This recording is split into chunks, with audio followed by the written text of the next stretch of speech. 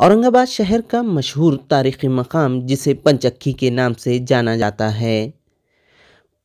पानी से चलने वाली ये चक्की माजी में कई सारे गरीब और मुस्तहिक अफराद को 2 वक्त का खाना फराहम करने में मदद देती थी।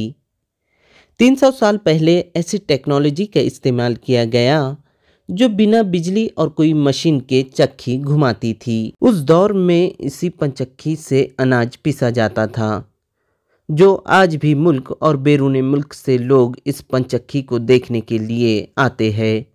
पेश है ये ख़ास रिपोर्ट।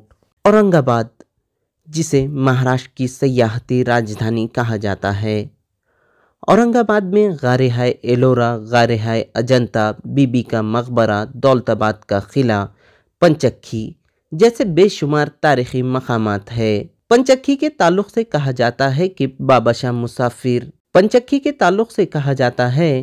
बाबा शाह मुसाफिर रशिया से पैदल चलकर हिंदुस्तान आए थे और इन्होंने इसी जगह क़याम किया। क़हत साली की वजह से लोगों को खाने पकाने की मुश्किलात का सामना करना पड़ रहा था।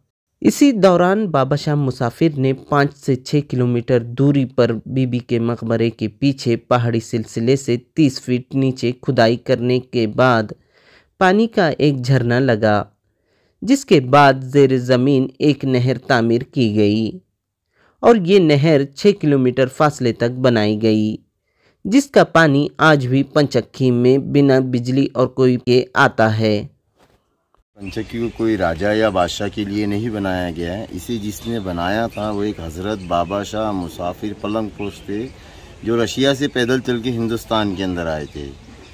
तभी उस ज़माने के अंदर यहाँ पे पानी का दुष्काल था और खाने पकाने का बहुत ही दुष्काल था।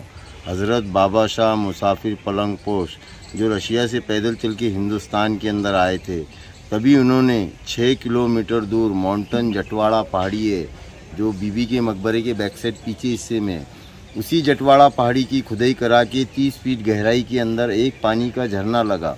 वो जो पानी का झरना लगा तो आज तक के बिना करंट बिना मोटर के वो पानी को यहाँ तक के ले आया गया है। पहले अनाज पीसने के लिए पत्थर से बनी चक्की का इस्तेमाल किया जाता था।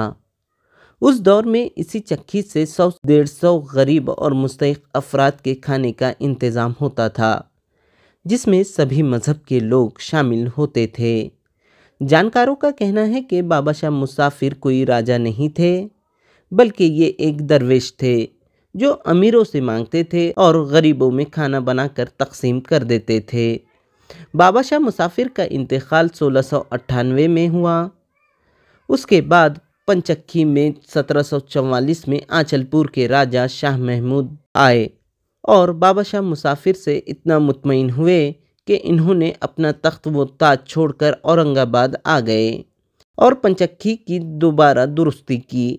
आपको बता दें, नहर के ज़रिए जब पंचक्खी में पानी आता है तो एक पाइप के ज़रिए पानी एक कमरे में बने पंखे की पत्तियों पर गिरता है, जिसकी वजह से पंखा घूमने लगता है।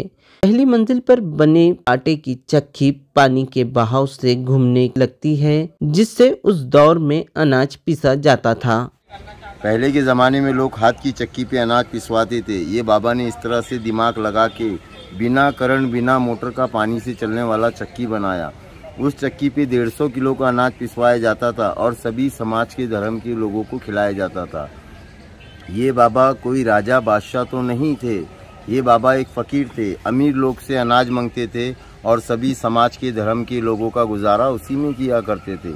सन 16 इस पंचक्खी को बनाए हुए 300 साल हो चुके हैं, पर 300 साल में आज तक के इस पंचक्खी को कोई भी मेंटेनेंस नहीं है।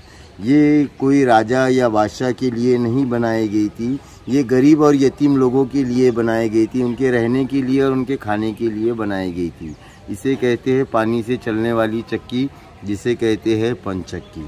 आज भी मुल्क और बैरून मुल्क से लोग उस वक्त की इस्तेमाल की हुई टेक्नोलॉजी को देखने के लिए पंचक्खी पहुंचते हैं।